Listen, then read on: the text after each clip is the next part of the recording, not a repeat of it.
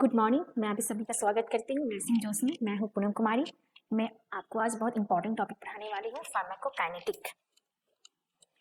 Pharmacokinetic it is made of two words. Pharmaco means drug and kinetic means movement. इसमें mainly हम लोग क्या पढ़ेंगे? What the body does to the drug. Body हमारी drug को क्या करती है। मेनली इसमें है the movement of drug in the body is called pharmacokinetics. Another definition is mainly movement of drug, movement of drug in the body is called pharmacokinetics. मतलब drug का movement होना हमारी बॉडी में, उसको क्या कहते हैं? फार्माकोकाइनेटिक्स कहते हैं। फॉर एग्जाम्पल, ड्रग लिए, ओरल लिए, पहले कहाँ गया? स्टोमक में गया, डिसइंटीग्रेट हुआ, डिजोल्यूशन हुआ, फिर एब्जॉर्प्शन हुआ स्मॉल इंटेस्टाइन में जाकर, फिर डिस्ट्रीब्यूशन हुआ, डिस्ट्रीब्यूशन के बाद मेटाबॉलिज्म हुआ, मेटाबॉलिज्म के बाद एक्सक्रीशन हुआ। ये क्या हो रहा है? ड्रग मूवमेंट ही तो कर रही है ब्लड के थ्रू। आ गया ना definition? The movement of drug in the body is called pharmacokinetics. I hope you are clear. चलिए, क्या क्या प्रोसेस है फार्माकोकाइनेटिक्स में, ये सब हम लोग आज पढ़ते हैं अच्छे से। ड्रग लिए ओरल रूट से, क्या हुआ? एब्जॉर्प्शन हुआ, सिस्टमिक सर्कुलेशन में गया, सिस्टमिक सर्कुलेशन से क्या होता है? उसके बाद डिस्ट्रीब्यूशन होता है। डिस्ट्रीब्यूशन कहाँ? एडिपस टिश्यू में, लीवर में, मसल्स में। जो सिस्टमिक सर्कुलेशन में रिमेनिंग जो ड्रग बचा है वो कहाँ जाएगा? टारगेट पे जाएगा, यानी कि रिसेप्टर से बाइंड होगा और हम लोगों को इफेक्ट मिलेगा। क्योंकि जब तक ड्रग बाइंड नहीं करती है रिसेप्टर से, तब तक हम लोगों को इफेक्ट नहीं मिलती है उस ड्रग का। इसलिए टारगेट से पहले बाइंड करेंगे, उसको हम लोग को इफेक्ट मिलेगा। इफेक्ट फिर थर्ड प्रोसेस में क्या होगा? मेटाबॉलिज्म होगा। मेटाबॉलिज्म कहाँ होता है? मेटाबॉलिज्म लीवर में। मेटाबॉलिज्म मेनली होता है क्या है? ब्रेक डाउन होता है ड्रग का, वाटर सोल्यूबल बन जाती है जी। उसके बाद क्या होता है? उसका सिस्टमिक सर्कुलेशन में आता है। ब्रेक डाउन होने के बाद, एस्ट्रो सोल्यूबल होने के बाद ड्रग किसके थ्रू जा रहा है? ब्लड के थ्रू जा रहा है, यानी कि फिर से सिस्टमिक सर्कुलेशन में आया, फिर ब्लड के थ्रू कहाँ आएगा? किडनी में आएगा, और किडनी से हमारी बॉडी एक्सक्रीट कर देगी जो H2 वाटर सोल्यूबल जो ड्रग है। ऐसे पूरे प्रोसेस कंप्लीट होती है। मैंने ब्रीफली आपको ऐसे समझा दिया, मैं एक एक करके अच्छे से आपको बताऊंगी। मेनली होता क्या है यहाँ पे, एक पॉइंट यहाँ पे बताना चाहूंगी। रीडिस्ट्रीब्यूशन। जो टारगेट से जो ड्रग बाइंड है वो परमानेंट तो बाइंड नहीं है, थोड़े टाइम के लिए या टाइम के बाद वो तो बाइंड के बाद तो छोड़ेगा ही। जब वो टारगेट से जब निकलती है तो उसका क्या होता है? उस ड्रग का रीडिस्ट्रीब्यूशन होता है। रिमेनिंग ड्रग जाएगा फिर सिस्टमिक सर्कुलेशन में, उसके बाद क्या होगा? रीडिस्ट्रीब्यूशन। मेनली रीडिस्ट्रीब्यूशन किसका होता है? मोस्टली पूरे ड्रग का नहीं होता है, एकदम से फ्यू ड्रग का रीडिस्ट्रीब्यूशन होता है। जैसे लिपिड सोल्यूबल ड्रग है, उसका रीडिस्ट्रीब्यूशन होगा। कभी कभी ये क्वेश्चंस पूछ लिए जाते हैं कि रीडिस्ट्रीब्यूशन किसके, कौन सा ड्रग का सब होता है? तो लिपिड सोल्यूबल ड्रग का, जो हाईली लिपिड सोल्यूबल, भी लिपिड नहीं, हाईली लिपिड सोल्यूबल जो ड्रग होंगे उसी का रीडिस्ट्रीब्यूशन होगा। चलिए आगे चलते हैं। Pharmacokinetics mainly absorption, distribution, metabolism, excretion, ये चार प्रोसेस फार्माकोकाइनेटिक्स में हम लोग पढ़ते हैं। First, absorption. Absorption the passage of drug from site of administration into the circulation. Drug हम लोग लिए, वहां से लेकर जब तक वो सर्कुलेशन तक, यानी सिस्टमिक सर्कुलेशन तक पहुंचने का सारा प्रोसेस को क्या कहेंगे? Absorption. Movement of drug from site of administration, जहां से एडमिनिस्ट्रेट किए हैं तब तक सर्कुलेशन, यानी सिस्टमिक सर्कुलेशन तक पहुंच न जाए, वो पूरे प्रोसेस को क्या कहेंगे? एब्जॉर्प्शन कहेंगे। एब्जॉर्प्शन में मेनली आ जाएगा डिसइंटीग्रेट, डिजोल्यूशन, ये सब होने के बाद ही एब्जॉर्प्शन होता है। चलिए, एब्जॉर्प्शन किसके थ्रू होता है? इतना इजीली तो है नहीं कि हम ड्रग लिए एब्जॉर्ब हो गया ब्लड स्ट्रीम में, स्मॉल इंटेस्टाइन में गया ड्रग। जो हमारे जो ल्यूमेन का जो मेम्ब्रेन है किससे बना होता है? इपिथेलियम जो लाइनिंग है किससे बना होता है? लिपिड से बना होता है। लिपिड से बना होता है, और जो मोस्टली जो मेम्ब्रेन है, सेल मेम्ब्रेन जो होता है, ये सेल मेम्ब्रेन, ये सेल है ऊपर का, ये जो मेम्ब्रेन है सेल मेम्ब्रेन, जो मेम्ब्रेन बना किससे बना होता है, लिपिड से बना होता है और प्रोटीन से बना होता है, उसमें प्रोटीन भी रहते हैं। अब प्रोटीन क्या होती है, protein charge particles, negative positive charge इसमें प्रेजेंट है प्रोटीन में। फर्स्ट ये देखते हैं, इसके बारे में बताती हूँ।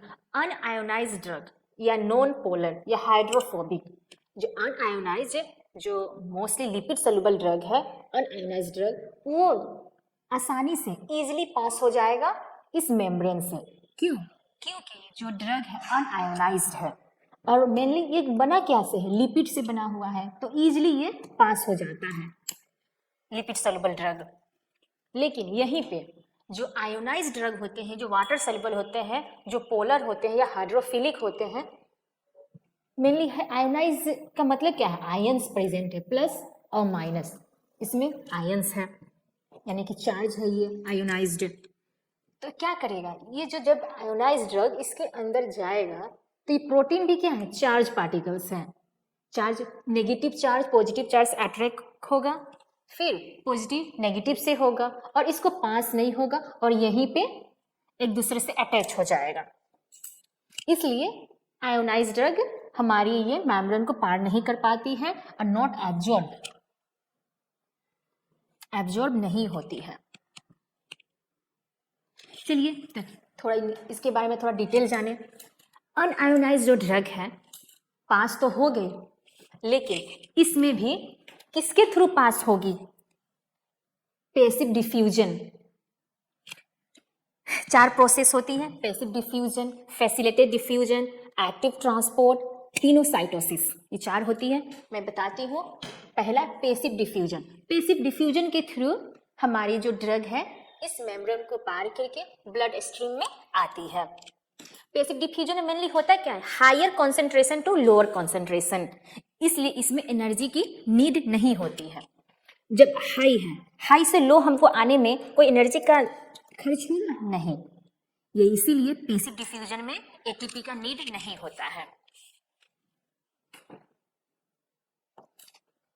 और एक्टिव ट्रांसपोर्ट, जो एक्टिव ट्रांसपोर्ट है वो low concentration to high concentration movement होता है ड्रग का, तो इसमें हम लोगों को एटीपी का नीड होता है।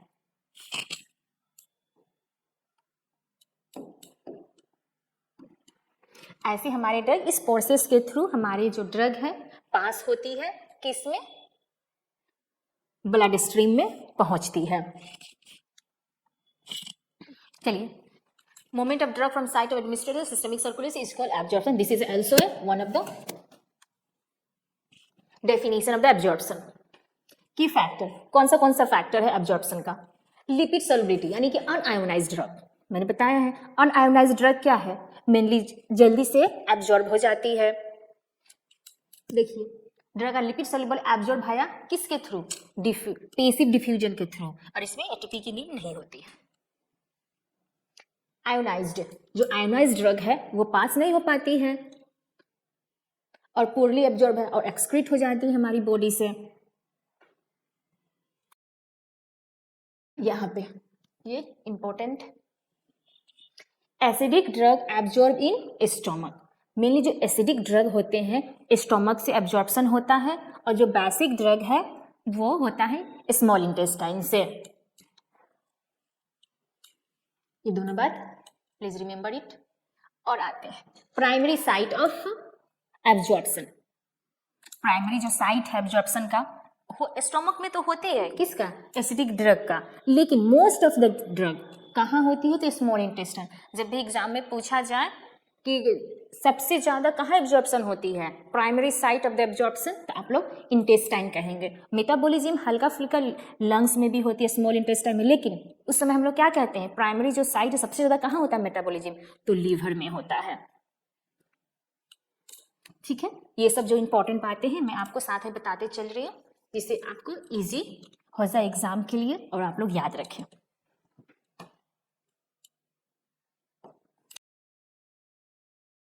Bioavailability, bio means living, availability मतलब अवेलेबल, हमारे जो लिविंग है उसमें कितने क्या चीज अवेलेबल है। ये ब्लड मान लीजिए। चलिए मैं आपको पहले डिफिनेशन के थ्रू बताती हूँ, फिर आपको अच्छे से समझाती हूँ। The fraction of administered drug that reaches systemic circulation it is unchange form, it determine the drug's therapeutic effectiveness. Example से समझाती हूँ आपको। ये देख रहे हैं, मान लीजिए इसको कि अभी के लिए कि ह्यूमन बींग्स का इंटरनल स्ट्रक्चर है, यह है ह्यूमन बींग्स। हम ड्रग लिए, ओरली ड्रग लिए, ठीक है। ड्रग लिए उसके बाद क्या है, स्टोमक में आया, स्टोमक में क्या हुआ, डिसइंटीग्रेट हुआ, डिसोल्यूशन हुआ। उसके बाद में स्मॉल इंटेस्टाइन में आया, स्मॉल इंटेस्टाइन में भी हल्का क्या होता है, मेटाबॉलिज्म होता है। तो हम कितने ड्रग लिए थे, 100 mg लिए थे, 100 मिलीग्राम। तो यहाँ पे 20 mg, यहाँ पे इंटेस्टाइन में मेटाबॉलिज्म 80 बचा। 80 जो बचा हेपेटिक पोर्टल सिस्टम के थ्रू कहाँ गया, लीवर में गया। लीवर में जाके क्या हुआ, फर्स्ट पास मेटाबॉलिज्म में कितने 30 मिलीग्राम ड्रग क्या हो गया, मेटाबोलाइज हो गया। और 30 तो कितना बचा, इधर 80 माइनस 30 50, यानी कि 50 mg ड्रग हमारे किसमें बचे, ब्लड स्ट्रीम में, जिससे हमको इफेक्ट मिलेगा। जिस ड्रग को हमने लिया था खाने के लिए, अपने जो भी हमें प्रॉब्लम थी, डिजीज थी, उसको ठीक करने के लिए, तो कितना बचा इसके अंदर 20 mg यहाँ पे मेटाबोलाइज हो गया। फिर उसके बाद यहाँ पे पोर्टल सिस्टम के थ्रू लीवर में गया, लीवर में 30 mg मेटाबोलाइज हुआ ड्रग का, तो ब्लड स्ट्रीम में पहुंचा कितना, 50 mg पहुंचा, 50 mg पहुंचा। और यही 50 mg जो है हम लोगों को इफेक्ट देगा, इसी को कहते हैं बायोबिलिटी।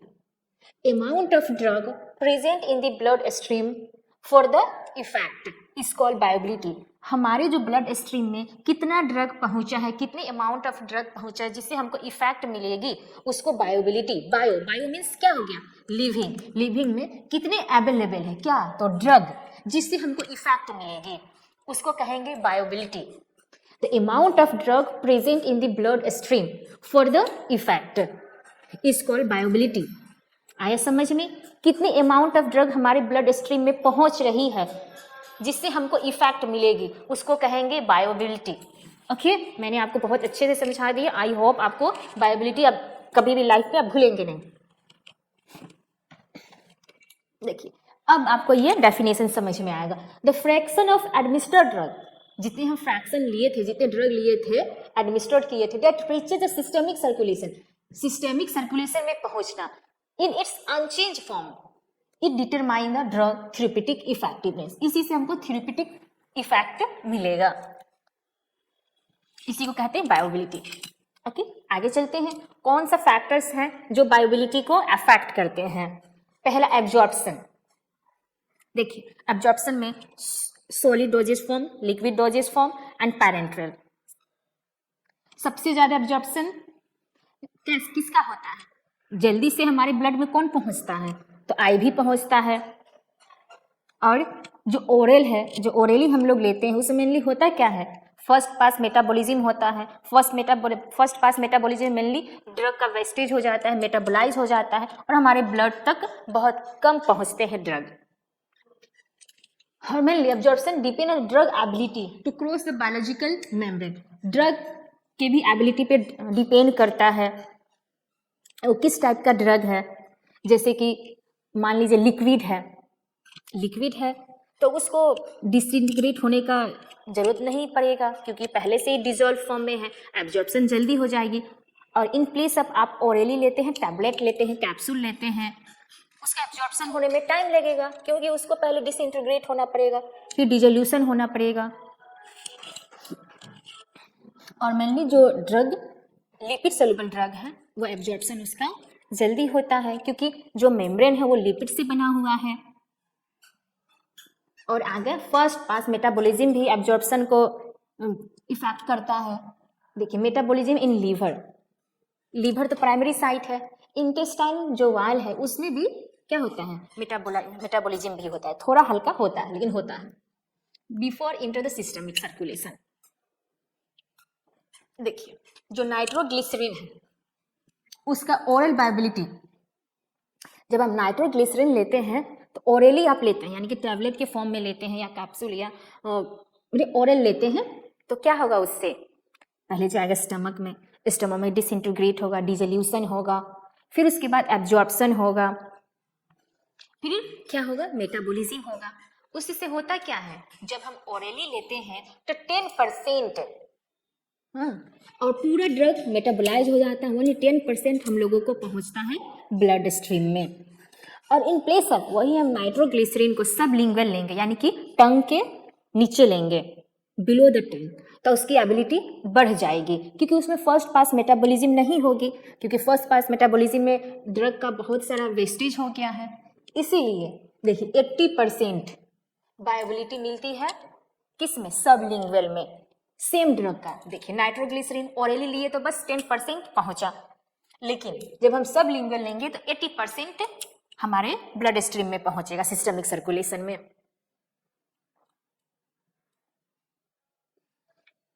सबसे ज्यादा बायोबिलिटी किसमें है, सबसे ज्यादा बायोबिलिटी 100% आईवी रूट से। Direct entry into the systemic circulation, IV antibiotic like vancomycin, 100% bioavailability. चलिए कैलकुलेशन थोड़ा देख लेते हैं। Time, drug concentration in plasma, plasma means blood, मतलब ब्लड ही को कहते हैं मोस्टली। ये देखिए ओरली लिए तो पहले क्या होगा, इसका एब्जॉर्प्शन 0 होगा, क्योंकि ड्रग लेते ही तो हमारे स्टार्ट नहीं हो जाता है, धीरे धीरे धीरे धीरे धीरे धीरे, ये लिए ओरल का है, धीरे धीरे जाके पहुंचेगा, उसके बाद धीरे धीरे धीरे धीरे हम लोग को इफेक्ट मिलेगा। और वही जब हम आईवी का लेंगे, ये आईवी डायरेक्ट आईवी कहाँ पहुंचता है, ब्लड स्ट्रीम में, तो ये मैक्सिमम इफेक्ट से डायरेक्ट धीरे धीरे धीरे धीरे कम होगा। और बायोबिलिटी निकालने का ये है formula, AUC oral by AUC IV, AUC area under curve into 100, ऐसे बायोबिलिटी निकाला जाता है। कैलकुलेशन द बायोबिलिटी कभी कभी क्वेश्चन से इसमें भी पूछ लिए जाते हैं, प्लीज अच्छे से इसको देख लीजिएगा। बायोबिलिटी AUC oral by AUC IV into 100, AUC के area under curve.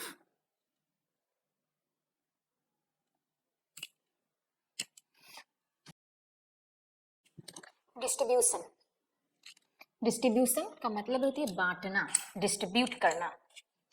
Definition, drug movement from blood, अब ब्लड से कहाँ जाने वाला है, टिश्यू, ये डेफिनेशन है। ड्रग मूवमेंट कहाँ से, ब्लड टू टिश्यू, ब्लड से आप टिश्यूज में, ऑर्गन्स में, ये सब में जाएगा, डिस्ट्रीब्यूट होगा, उसको क्या कहेंगे, distribution. Example adipose tissue, liver, muscles में अब डिस्ट्रीब्यूट होगा। चलिए क्या क्या फैक्टर है अफेक्ट करती है डिस्ट्रीब्यूशन को। सबसे पहला लिपिड सोल्युबिलिटी, जो लिपिड सोल्युबल ड्रग होगा वो मेनली कहाँ इंटर होगा, एडिपोज टिश्यू में। और रिडिस्ट्रीब्यूशन किसका होगा, जो हाईली लिपिड सोल्युबल ड्रग है उसका रिडिस्ट्रीब्यूट होता है, लीडिंग ए शॉर्ट एक्शन, थोड़े समय के लिए एक्शन होता है। एग्जाम्पल है एनेस्थेटिक, ये एग्जाम्पल याद रखिएगा।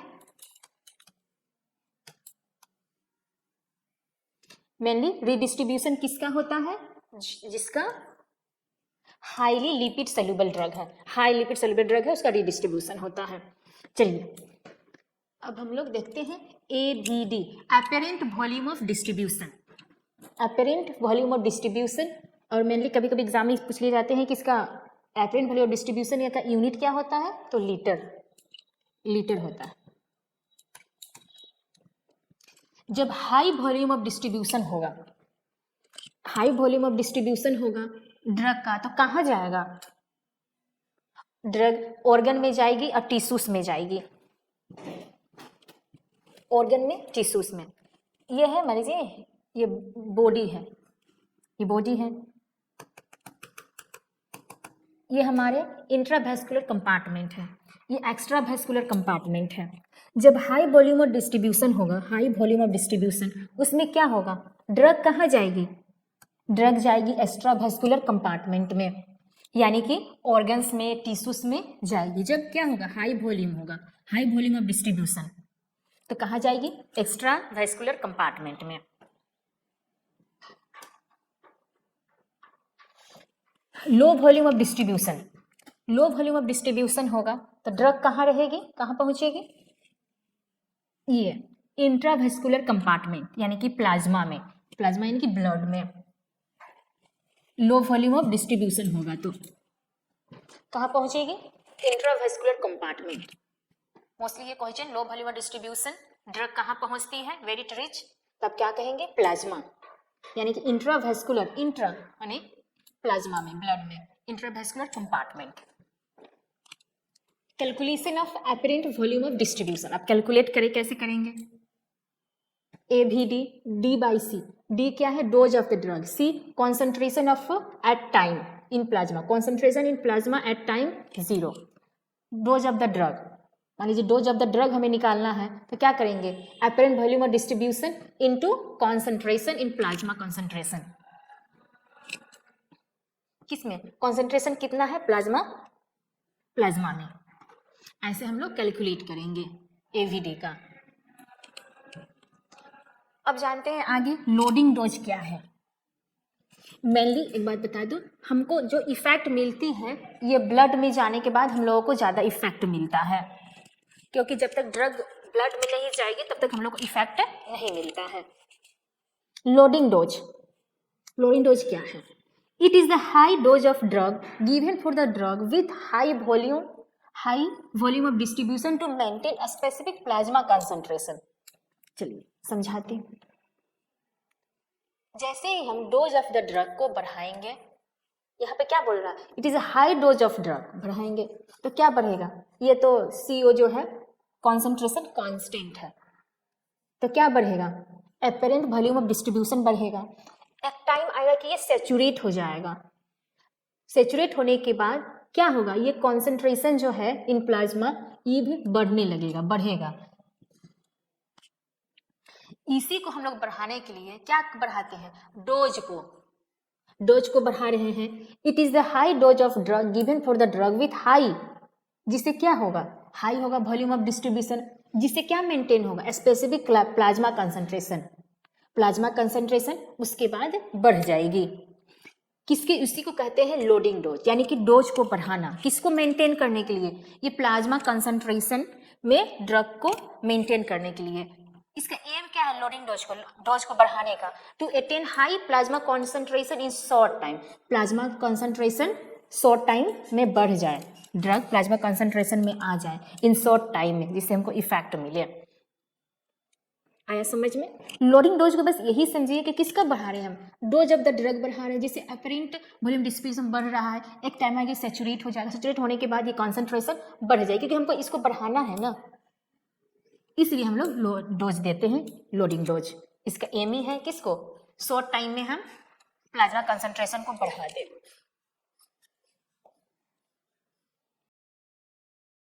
कौन सा फैक्टर है जो एपरेंट वॉल्यूम और डिस्ट्रीब्यूशन को अफेक्ट करता है? देखिए लिपिड सॉल्युबिलिटी, लिपिड सॉल्युबिलिटी जो है directly proportional to the volume of distribution. Fat content, देखिए ओबेसिटी, ओबेसिटी मतलब जो पर्सन फैटी है उसको क्या कहेंगे? ओबेसिटी, जिसमें फैट प्रेजेंट है। अब जिसमें फैट प्रेजेंट ज़्यादा रहेंगे तो उसमें क्या होगा? वॉल्यूम ऑफ डिस्ट्रीब्यूशन ज़्यादा होगा, क्योंकि क्या है? ये ड्रग कहाँ पहुँचेगी? इसके मसल्स में पहुँचेगी, टिश्यूज में पहुँचेगी, फैट में पहुँचेगी। एथलेटिक यानी कि पतला, एथलेटिक लोग मेनली क्या होता है? एकदम से हल्का पतला होते हैं, थिन होते हैं, तो इसका क्या होगा? इसका blood of distribution, volume of distribution क्या होगा? कम होगा। सेक्स यानी कि मेल है कि फीमेल है, जिसमें ज़्यादा फैट होगा, मान लीजिए फीमेल में फैट ज़्यादा है तो वॉल्यूम ऑफ डिस्ट्रीब्यूशन भी ज़्यादा होगा, इसमें कम है तो वॉल्यूम ऑफ डिस्ट्रीब्यूशन कम होगा। एज के साथ वॉल्यूम ऑफ डिस्ट्रीब्यूशन क्या होगा? बढ़ जाएगा, क्योंकि एज होने के बाद मोस्टली लोग फैट होने लगते हैं, तो वॉल्यूम ऑफ डिस्ट्रीब्यूशन क्या होगा? बढ़ जाएगा। प्लाज्मा प्रोटीन बाइंडिंग, प्लाज्मा में प्रोटीन से कितना बाइंड कर रही है, ये डायरेक्टली ये डायरेक्टली इन्वर्सली प्रोपोर्शनल है वॉल्यूम ऑफ डिस्ट्रीब्यूशन का। जब 1/, ये प्रोपोर्शनल रहेगा यानी कि इन्वर्सली प्रोपोर्शनल, ये है डायरेक्टली प्रोपोर्शनल माने उल्टा, इन्वर्स का मतलब उल्टा, यानी कि वॉल्यूम ऑफ डिस्ट्रीब्यूशन बढ़ाएंगे तो ये कम होगा ऐसे।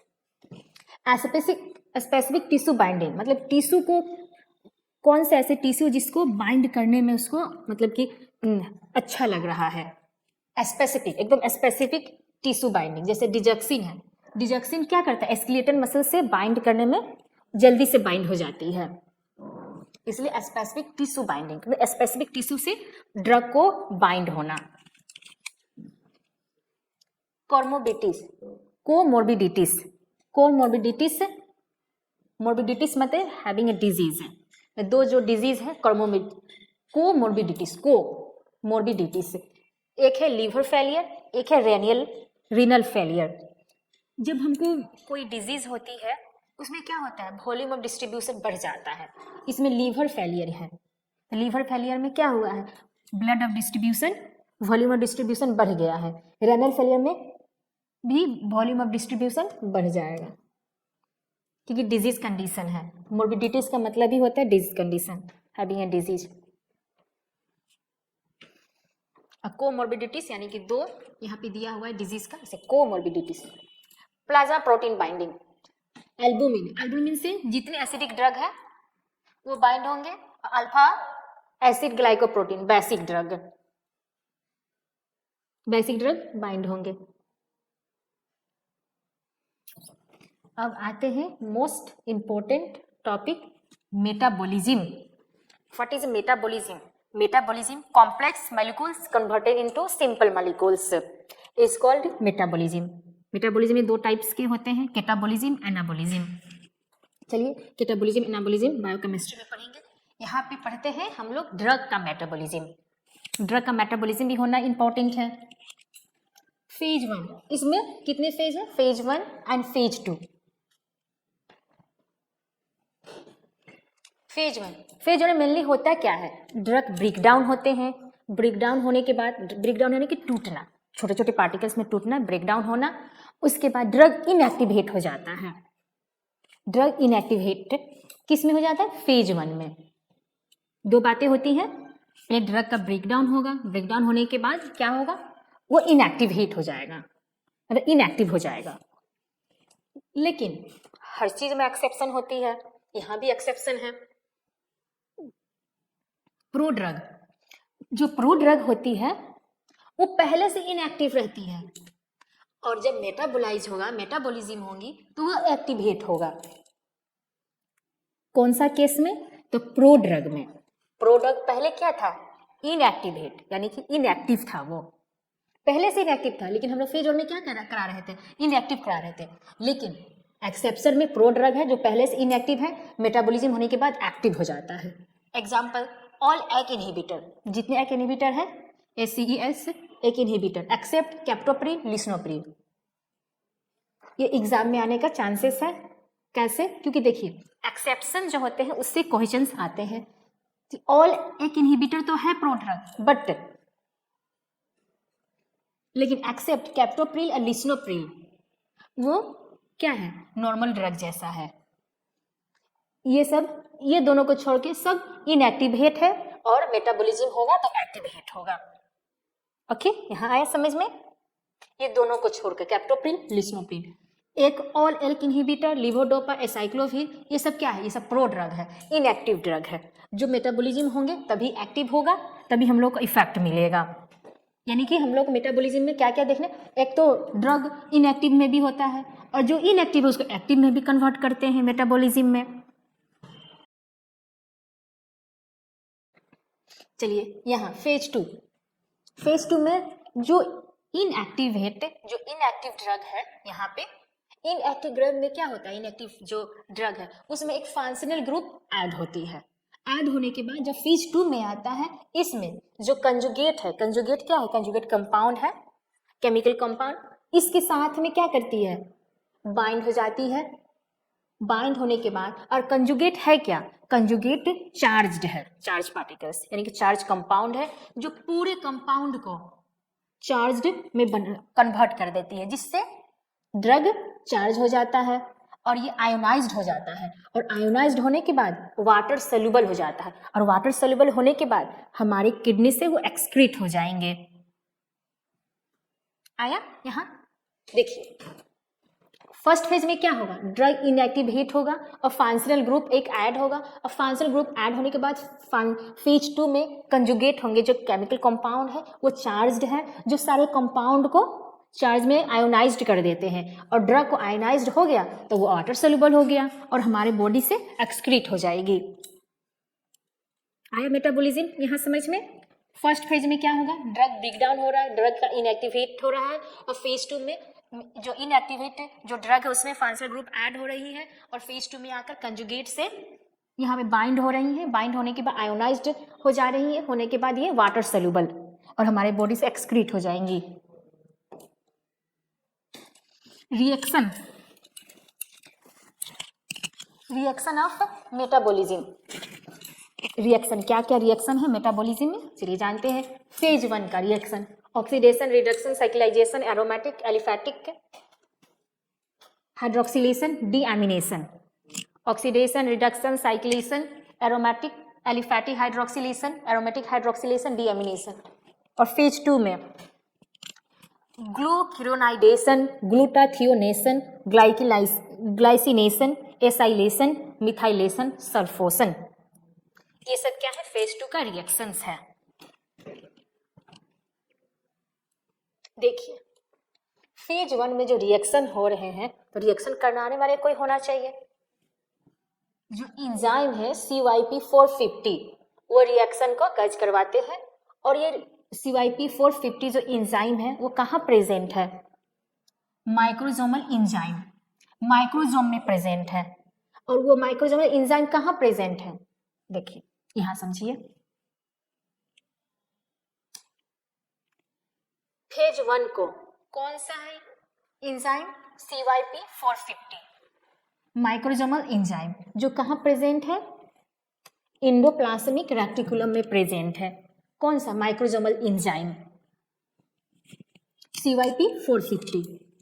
क्वेश्चंस आएंगे यहाँ पे, माइक्रोसोमल एंजाइम जो है कहाँ प्रेजेंट होते हैं, तो आपको लिखना पड़ेगा एंडोप्लाज्मिक रेटिकुलम में, टिक करना होगा। और माइक्रोसोमल एंजाइम जो है फेज 2 का ओनली ग्लूक्यूरोनाइडेशन, ग्लूटाथियोनेशन एंड ग्लाइसिनेशन, ये तीनों जो है इसको ओनली माइक्रोसोमल एंजाइम जो एंडोप्लाज्मिक रेटिकुलम में प्रेजेंट है, ये तीनों रिएक्शन को करवाएंगे।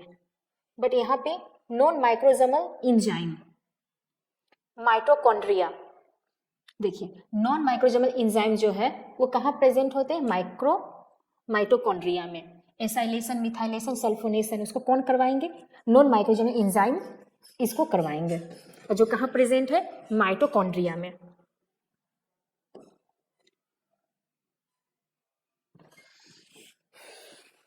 ड्रग इंटरेक्शन इन मेटाबॉलिज्म, ड्रग इंटरेक्शन, ड्रग का इंटरेक्शन होगा मेटाबॉलिज्म में माइक्रोसोमल एंजाइम का।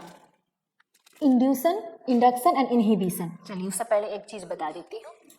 जो इंड्यूसर एंजाइम है जो इंडक्शन करेंगे वो कौन सा, क्या नाम है, ग्लिसोफल्विन, रिफैम्सिन, अल्कोहल, फेमजीपायरिन, बेंजीपायरिन, फेनोटोइन, फेनोबार्बिटॉल, कार्बामेजेपिन।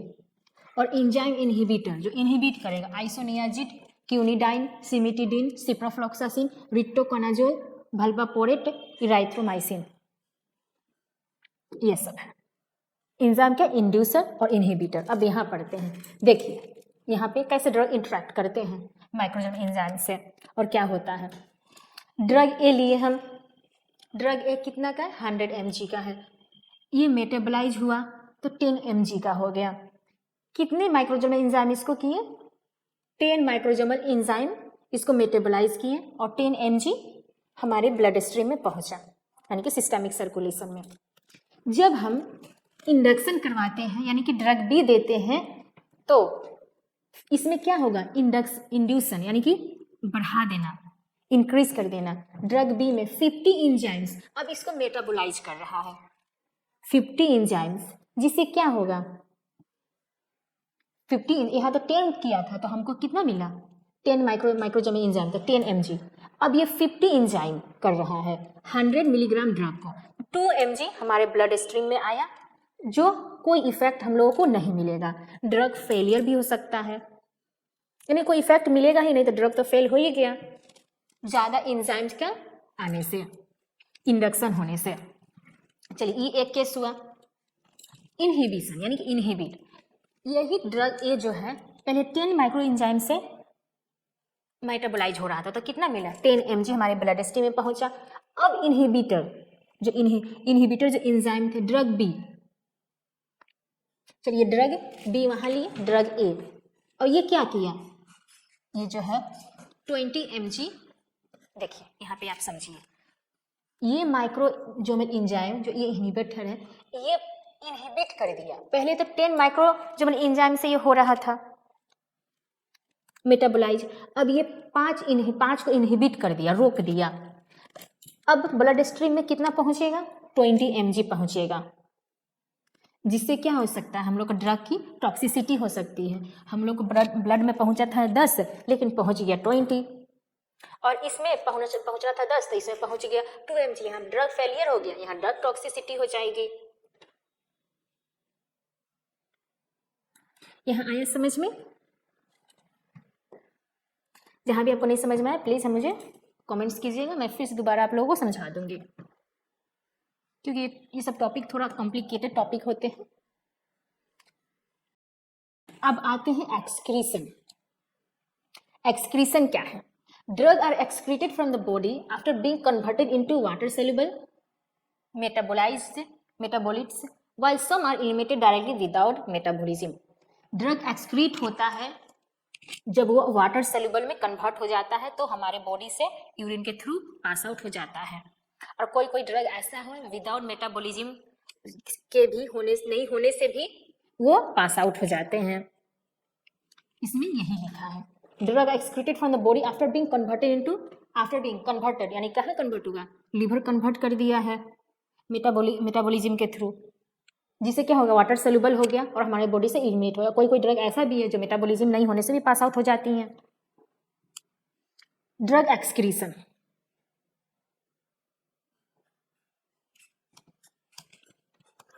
यहाँ देखिए, यहाँ पे ड्रग एक्सक्रीशन कैसे, drug excretion kidney, liver, lungs, breast milk, sweat, saliva, इसके थ्रू भी हमारे जो ड्रग है एलिमिनेट होते हैं। किडनी तो प्राइमरी साइट है, लीवर से भी होती है, लंग्स से भी होता है, ब्रेस्ट मिल्क से भी होता है, स्वेट से भी होता है, सलाइवा से भी होता है।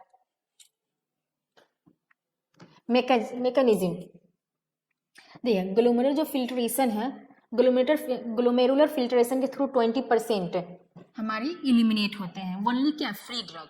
लेकिन ट्यूबुलर सिक्रेशन से 80% इलिमिनेट होते हैं, जो फ्री ड्रग भी है और प्लाज्मा प्रोटीन बाइंडिंग ड्रग भी है। ये दोनों ड्रग किससे इलिमिनेट होती है, ट्यूबुलर सिक्रेशन के थ्रू। ये याद रखिएगा, ग्लोमेरुलर फिल्ट्रेशन से 20% और ट्यूबुलर सिक्रेशन से 80%।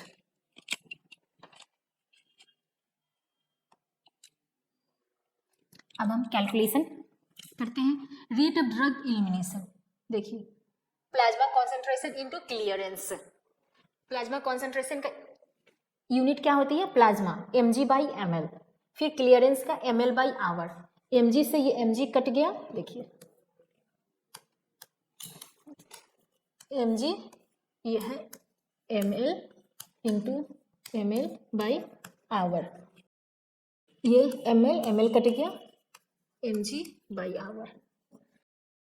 Amount of drug eliminate per hour from the body, 1 घंटे में ड्रग कितना इलिमिनेट हुआ उसको क्या कहेंगे, रेट ऑफ ड्रग इलिमिनेशन। ठीक है, amount of drug eliminate per our, 1 घंटे में कितना ड्रग इलिमिनेट हुआ हमारी बॉडी से, उसको कहेंगे rate of drug elimination.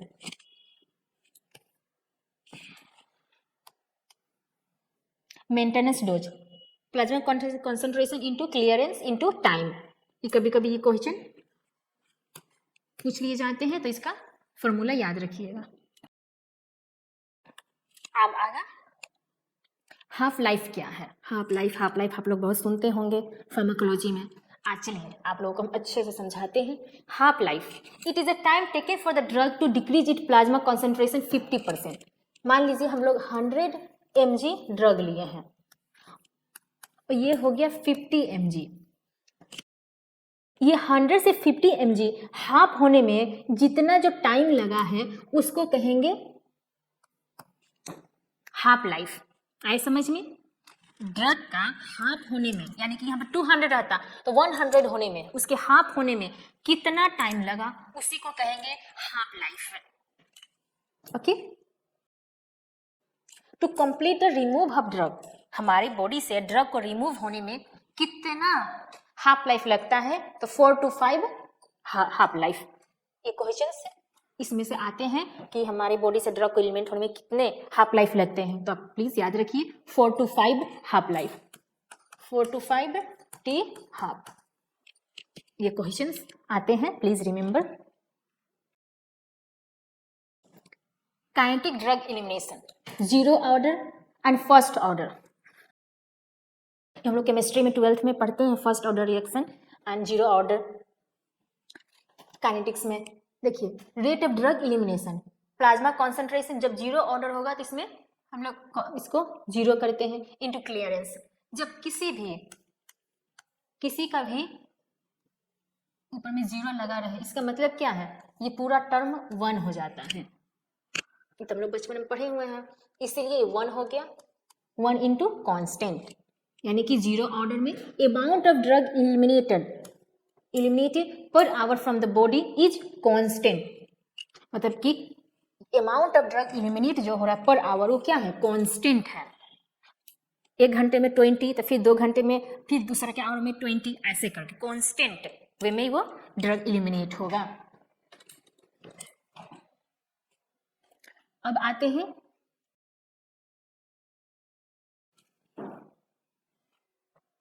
First order rate of drug elimination into plasma concentration into clearance.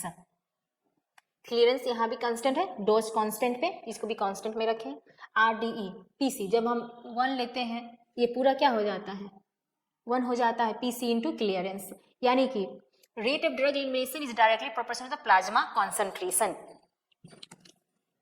देखिए यहाँ इसका amount of drug eliminated per hour from the body is directly proportional to the plasma concentration। हमारे body में से drug eliminate हो गए, किसके proportional हो गए? प्लाज्मा कॉन्सेंट्रेशन के। फर्स्ट ऑर्डर का यहाँ पे क्या है? कांस्टेंट है। ड्रग एलिमिनेट कैसे हो रही बॉडी से? पर आवर कांस्टेंट, और इसमें पर आवर ये किसके डायरेक्टली प्रोपोर्शनल है? प्लाज्मा कॉन्सेंट्रेशन का। डेफिनेशन में जो लिखा है प्लीज रिमेंबर। यहाँ से 1-2 टॉप पॉइंट है जहाँ से क्वेश्चंस आते हैं, मैं वहाँ आपको डायरेक्टली बता देती हूँ। एट डोज इंक्रीज, जब आप डोज इंक्रीज करेंगे जीरो ऑर्डर में तो क्या होगा? टी हाफ भी बढ़ जाएगा। डोज यानी कि 500 mg लिए, 1000 mg, उसको टाइम धीरे धीरे बढ़ेगा कि नहीं? टाइम भी बढ़ेगा, टी हाफ भी बढ़ेगा उसको। ठीक है, यहाँ पे याद रखिए आप लोग, डोज बढ़ाएंगे, जब हम डोज बढ़ाएंगे जीरो ऑर्डर में तो क्या होगा? टी हाफ भी बढ़ेगा। ये एक पॉइंट, डोज बढ़ाएं टी हाफ भी बढ़ा। और इसमें क्या होता है? ड्रग का एक्युमुलेशन हो जाता है बॉडी में। ड्रग का एक्युमुलेशन किस में होगा? तो आपको लिखना होगा जीरो ऑर्डर में। A few drug follow zero order, मतलब कि ज़्यादातर जो ड्रग है, most of the drug first order follow करते हैं और few drugs only zero order follow करते हैं। इसमें अल्कोहल, थियोफाइलिन, टलबुटामिन, फेनोटोइन, ये 4 ड्रग हैं, याद कर लीजिएगा, जो जीरो ऑर्डर जो रिएक्शन है उसको फॉलो करते हैं ड्रग। अल्कोहल, थियोफाइलिन, टलबुटामिन, फेनोटोइन, हमको तो याद हो गया, अल्कोहल, थियोफाइलिन, टलबुटामिन एंड फेनोटोइन। अभी याद कर लीजिए ऐसे ही। देखिए आप यहाँ आते हैं, टी हाफ, इसमें जो टी हाफ है कांस्टेंट रहेगा, उसमें क्या था? इंक्रीज हो रहा था। इसमें ड्रग का ये जीरो, ये फर्स्ट ऑर्डर का है, फर्स्ट ऑर्डर का, ठीक है, वो है जीरो ऑर्डर का।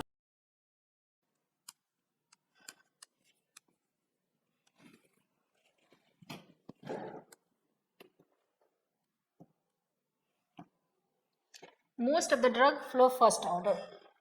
ठीक है, इसमें तीन पॉइंट है, इसमें टी हाफ कांस्टेंट रहेंगे, इसमें ड्रग का एक्यूमुलेशन नहीं होगा, और जितने भी ड्रग है फर्स्ट ऑर्डर में प्रेजेंट है, जो फर्स्ट ऑर्डर रिएक्शन को फॉलो करते हैं।